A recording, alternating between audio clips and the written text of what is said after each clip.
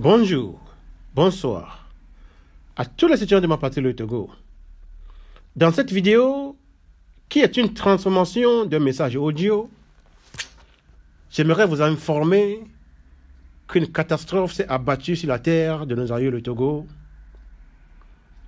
Né le 30 mars 1930, Monseigneur Philippe Fanokokpodjoro vient de décéder ce mardi 9 janvier 2024 à l'âge de 93 ans. Le 30 mars 2024, il aurait 94 ans. Monseigneur Philippe Fanokokpodjoro a dédié toute sa vie au service de Dieu au sein de l'Église catholique. Au début des années 90, Podjoro a accepté faire partie du comité qui dirigeait la conférence nationale souveraine qui devrait consacrer la démocratisation et la liberté du Togo. Mais hélas, Monseigneur Philippe Fanokokpodjoro, dans son service, sera empoisonné à maintes reprises. Mais Dieu, son créateur, l'a toujours sauvé. Lors de la conférence nationale souveraine, certains soldats des forces armées togolaises firent irruption dans la salle et arrêtèrent tout le monde.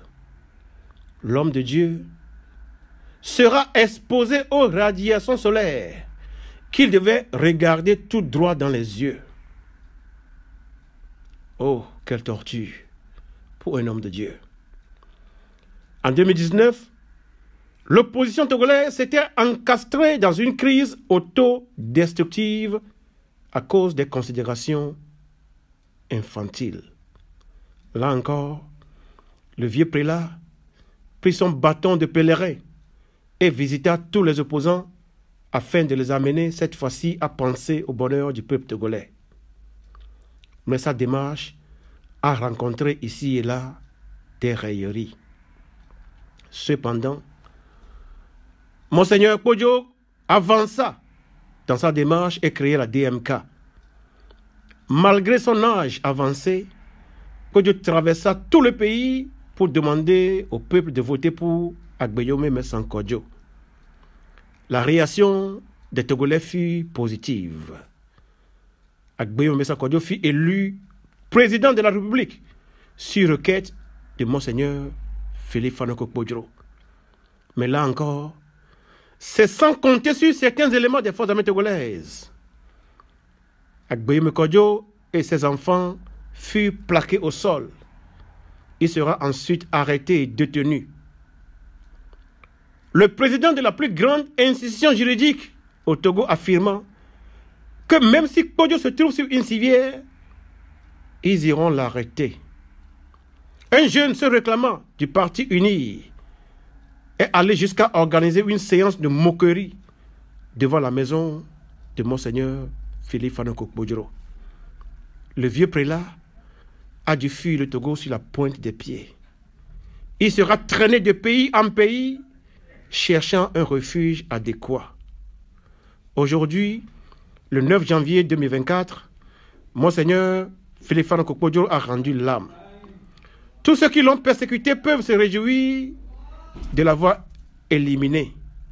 Un vieillard de 93 ans et un homme de Dieu. Le roi Hérode avait éliminé Jean-Baptiste. Mais les conséquences vinrent. Vous avez tué Tavio Amorin, Marc Atidepe, David Bruce, Étienne Yakanou, Douti Sinalenge, Anselme Guyano, le colonel Tepe, le colonel Toussaint Madoulba et bien d'autres. Le rôle d'une armée est-il de tuer ses concitoyens pour qu'un seul individu occupe injustement et ad vitam le pouvoir? Voici une question qu'on peut se poser. Vous empêchez des milliers de Togolais de retourner sur la terre de leurs aïeux. Mouta, Grigli, Amorin et bien d'autres sont décédés en exil. Ils sont décédés en exil. La Bible dit, comme l'oiseau qui s'échappe, comme l'hirondelle qui s'envole, ainsi la malédiction sans cause n'a point d'effet. Cela veut dire que quand on provoque la malédiction, elle a l'effet sur la personne qui la provoque. Le 13 janvier 1963, vous avez tué le père de la nation togolaise, Sylvanus Olympio. Aujourd'hui, le 9 janvier 2024, Monseigneur Philippe Fanou Kokpodjoro a rendu l'âme en exil, loin de la terre de ses aïeux. Est-ce que Dieu vous demandera son sang? Personne ne saurait le dire. Mais la Bible dit que le sang d'Abel, qui a été tué par son frère Caïn, que ce sang crie à Dieu, lui demandant de le venger. Citoyens togolais, je vous remercie.